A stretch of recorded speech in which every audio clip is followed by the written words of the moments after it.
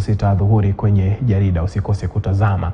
Tuangazie taarifa hii ambapo kufuatia ongezeko la visa vya ulaghai katika sekta ya ujenzi na uuzaji wa nyumba almaarufu real estate, mswada umebuniwa kudhibiti sekta hiyo. Mswada huo unaowasilishwa na seneta wa Trans Nzoia Alan Chesang unanuia kuhakikisha kila wakala anaisajili kampuni yake kabla ya kuanza kazi na unatarajiwa kufikishwa kwenye vikao vya bunge hivi karibuni. Mwanahabari wetu Grace Nganga na maelezo zaidi.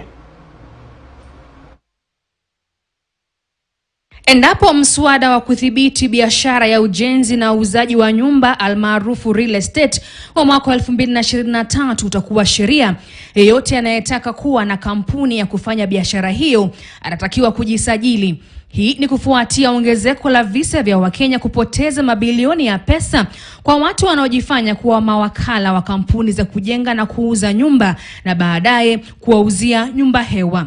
Mswada huo utawakilishwa bungeni hivi karibuni na seneta wa Trans Nzoia Alan Chesang, na utakapopitishwa, wakala au kampuni yoyote ambayo haijasajiliwa haitaweza kutangaza wala kuuza nyumba.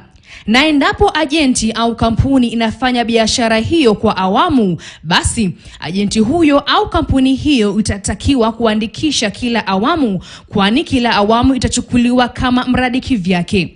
Kulingana na mswada huo, wakati wa usajili, bodi ya wakurugenzi itakayosimamia usajili huo itakuwa na muda wa siku 28 baada ya kupokea ombi la usajili kutathmini utendakazi wa ajenti au kampuni na kisha kumpa au kuipa leseni ya usajili endapo bodi hiyo itarithishwa.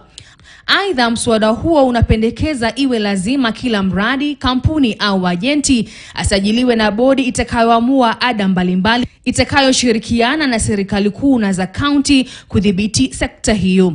Vile mswada huo unapendekeza kubuniwa kwa wavuti wenye majina na picha ya maajenti au kampuni ili kutahadharisha Wakenya wanaotaka huduma mbalimbali za aina hii.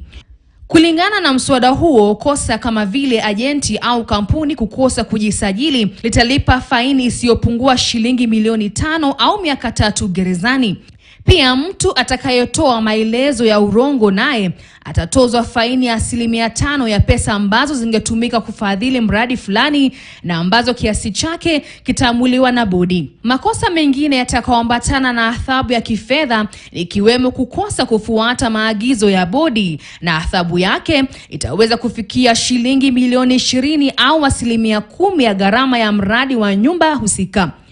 Endapo mtu atakaidi agizo la mahakama, naye atatozwa faini isiyozidi shilingi milioni 10. Mswada huu ukipitishwa utakuwa afueni kwa wanunuzi, kwani sasa wataweza kuagiza kurejeshwa pesa zao pamoja na riba zitakazozaa endapo ajenti au kampuni wa ujenzi itashindwa kupeana nyumba, jengo au ploti ikiwa kwenye hali au viwango walivyokubaliana wakati wa ununuzi. Grace Nganga, KTN News, Nairobi. Na usafiri wa umma unajulikana sana kuwa wa basi